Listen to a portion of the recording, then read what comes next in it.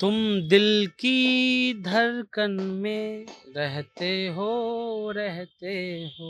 छात्र का बात हम पहले करते थे, अभी ये सब बात हमको अच्छा नहीं लगता करना। छात्र उत्र का मुद्दा हम लोग भूल गए हैं। सीएम बनना है, बस ये हमको याद है। जब विपक्ष में थे तब हमको छात्र दिखाई देता था, अभी हमको दुए तीन चीज दिखाई देता है। कहाँ नीतीश जी का समाधान यात्रा चल रहा है, वहां जाना है, पीछे ऐसे खड़ा रहना है, कुछ बोलना नहीं है। नीतीश जी जो बोले उस पर हंसना है, मुस्कुराना है, और फिर आकर के घरे खाना है, फिर अगला दिन वही काम करना है। हम तो आगे बढ़वे करेंगे। मेरा तो सपना है, मेरा तो कपड़ा भी सिया के रखा हुआ है। अभी तुरंत चाहिए, थोड़ा इंतजार का मजा लीजिए, मिलेगा, सबको नौकरी मिलेगा। कि देखिए उस समय जो आजादी की लड़ाई चल रही थी, उसमें कोई जाति तो नहीं थी।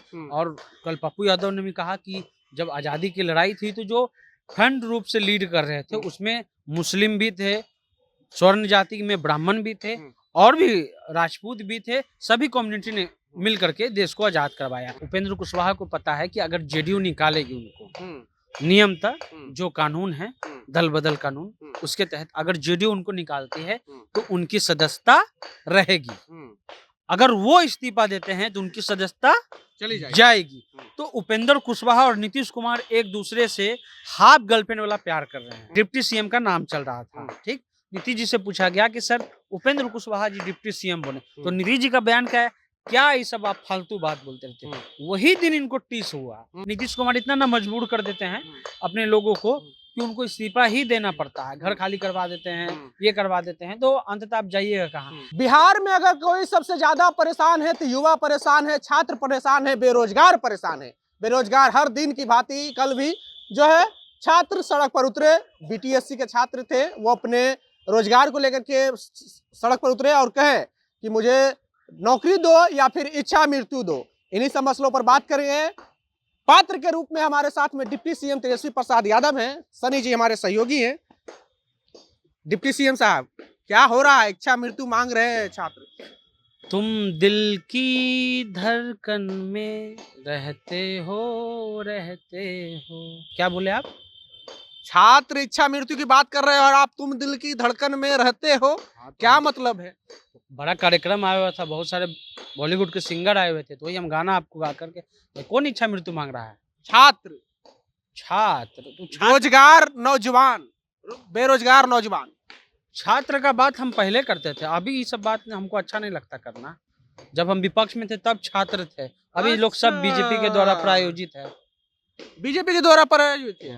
अभी छात्र उत्र का मुद्दा हम लोग भूल गए हैं। सीएम बनना है, बस ये हमको याद है। खाली सीएम बनना है। हाँ, गाना गाया नहीं, गाना नहीं सुना है आप? तुम दिल की धड़कन में रहते हो। इतना अच्छा गाना गाए और आप ही लोग इच्छा मृत्यु मांग रहा है। कौन मांग रहा है, क्या मांग रहा है? इसको कोई काम नहीं है। छात्र हम लोग जब विपक्ष में थे तब हमको छात्र दिखाई देता था, अभी हमको दुए तीन चीज दिखाई देता है। कहाँ नीतीश जी का समाधान यात्रा चल रहा है, वहां जाना है, पीछे ऐसे खड़ा रहना है, कुछ बोलना नहीं है। नीतीश जी जो बोले उस पर हंसना है, मुस्कुराना है, और फिर आकर के घरे खाना है, फिर अगला दिन वही काम करना है। उसके अलावा न छात्र, न नौजवान, न डॉक्टर, न अस्पताल, न स्कूल, न विद्यालय, न यूनिवर्सिटी। अभी मैं सरकार में हूँ, इस पर मैं बात नहीं करूँ। नीतीश जी तो बोलिए दिए कि आप ही को आगे बढ़ाएंगे, इन्हीं को आगे बढ़ाना है। हाँ, तो हम तो आगे बढ़वे करेंगे। मेरा तो सपना है, मेरा तो कपड़ा भी सिया के रखा हुआ है, शपथ भी तैयार करके रखे हैं, सीएम बनना है। इच्छा मृत्यु सब वाला सवाल नहीं पूछिएगा। जब छात्र सब पागल है, पागल है। हाँ, सबको कुछ दिमाग नहीं है। अभी तुरंत चाहिए, थोड़ा इंतजार का मजा लीजिए, मिलेगा, सबको नौकरी मिलेगा। लेकिन अभी हम गाने और बजाने में व्यस्त हैं और नीतीश जी के पीछे खड़े होने में व्यस्त हैं। उसके अलावा और हमसे कोई अपेक्षा प्लीज बिहार की जनता ना करें। तुम दिल की धड़कन में रहते हो। चलिए, तो बिहार की जनता तुम दिल की धड़कन में रहते हो तेजस्वी यादव के दिल में। अब हम बात करेंगे हमारे सहयोगी सनी जी से, क्योंकि कल आलोक कुमार मेहता जो कि बिहार सरकार में मंत्री हैं, उन्होंने कहा है कि 10% वाले जो है 90% पर राज कर रहे हैं। अब किस परिप्रेक्ष्य में कहा है, इन सब मसलों पर बात करें। सनी जी, आलोक कुमार मेहता को क्या हो गया है?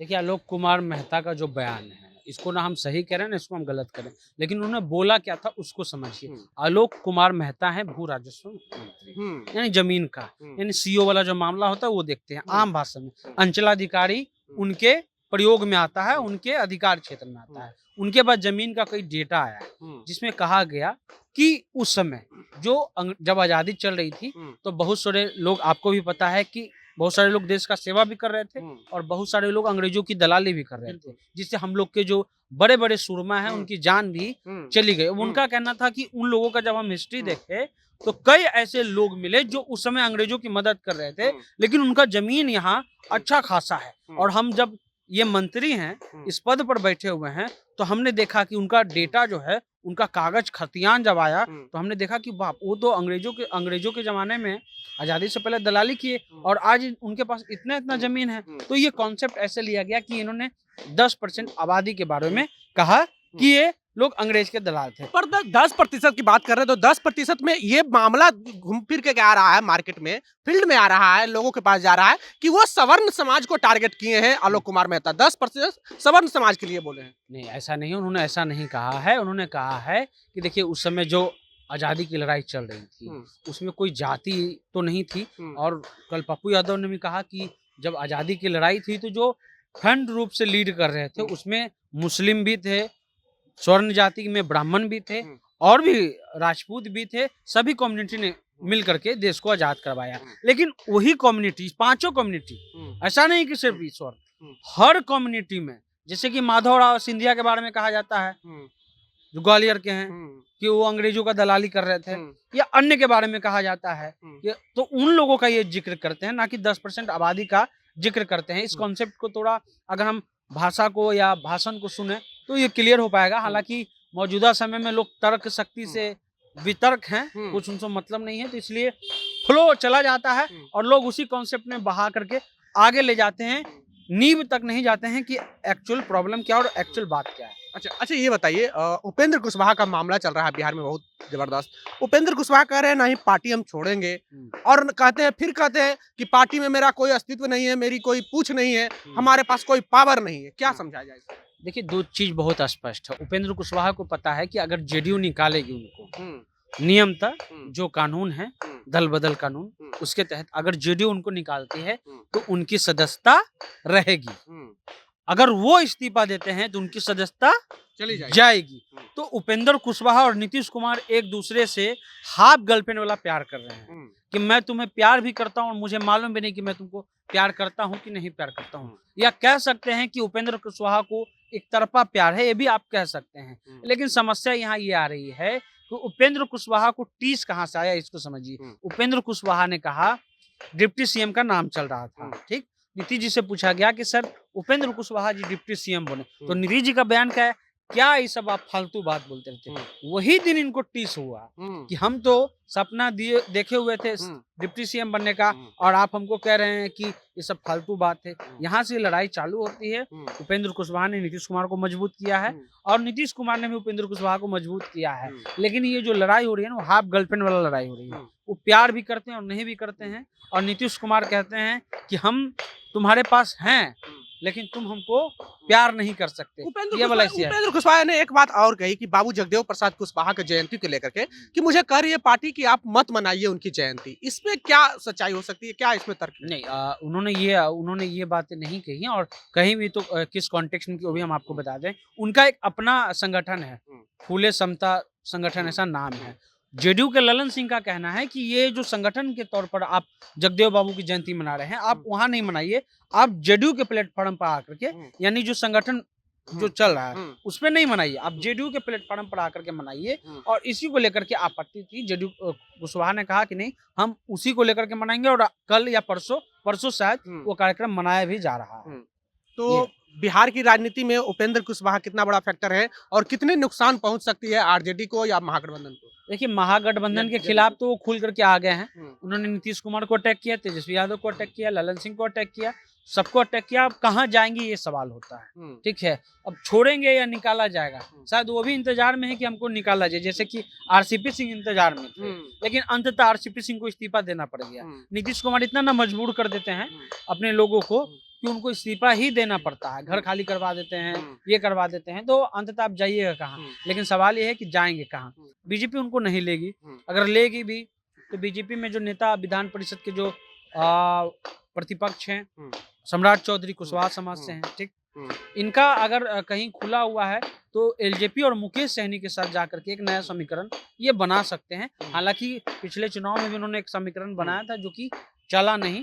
लेकिन हमें ऐसा लगता है कि अगर चिराग के साथ जाए और सहनी के साथ जाए तो ज्यादा प्रभावी होगा। अच्छा, 1 लाख आखिरी सवाल।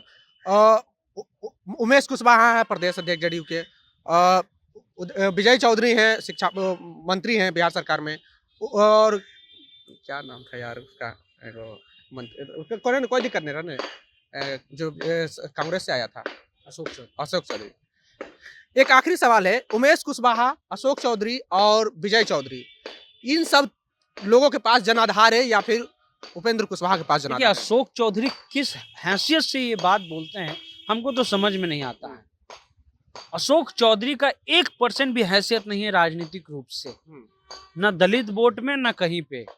पहले कांग्रेस में थे, कांग्रेस जब उनको निकालने लगी तो नीतीश जी के सहयोगी बन गए और आज नीतीश जी के प्रवक्ता हैं। ठीक है, नीतीश जी की कृपा पर है। उपेंद्र कुशवाहा किसी की कृपा पर नहीं है, मेहनत किया उन्होंने, ठीक है, और मेहनत के बल पर ही वो सरकार में रहे, केंद्रीय मंत्री भी रहे, नेता विपक्ष भी रहे हैं और अच्छे पद पर रहे हैं। उपेंद्र जो अशोक चौधरी उनके खिलाफ बोल रहे हैं कि उन्होंने पार्टी के लिए क्या किया, अशोक चौधरी ने पार्टी के लिए क्या किया?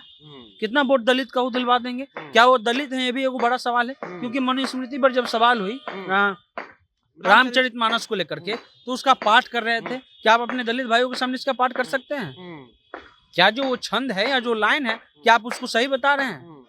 हम ये नहीं कह रहे हैं कि पूरी किताब गलत है, लेकिन जो लाइन जो दिया गया है या उसके अलावा भी जो ग्रंथों में लाइन दिए गए हैं खास करके दलितों को ले, तो क्या अशोक चौधरी उसका समर्थन करते हैं? तो अशोक चौधरी के पास अपना राजनीतिक वजूद है नहीं कुछ, वो नीतीश कुमार के प्रवक्ता हैं और नीतीश कुमार के खास बने रहते हैं। इसलिए जो बातें नीतीश कुमार को बोलनी होती है वो अशोक चौधरी से बुलवाया जाता है। और बाकी जो आपने कहा उपेंद्र कुशवाहा समता पार्टी से नीतीश कुमार के साथ है, यानी कि जनाधार है उनके पास। कुशवाहा का अच्छा जनाधार भी है, आरएलएसपी पार्टी भी चला है। अशोक चौधरी, विजय चौधरी ये नहीं बताएंगे, ठीक है।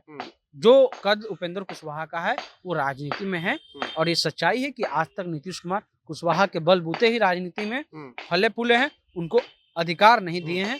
अगर इन्होंने पूरी तरह से विद्रोह कर दिया तो ये बात सच है कि आज न कल ये नेता फिर से बन जाएंगे। चलिए, तो हमारे साथ में हमारे सहयोगी थे सनी जी। हमारी और इनकी बातचीत कैसी लगी आप अपनी प्रतिक्रिया कमेंट बॉक्स में जरूर दें। अगर आप यूट्यूब चैनल पर देख रहे हैं तो चैनल को सब्सक्राइब कर लें, फेसबुक पेज पे देख रहे हैं तो पेज को लाइक कर लें। बहुत बहुत धन्यवाद।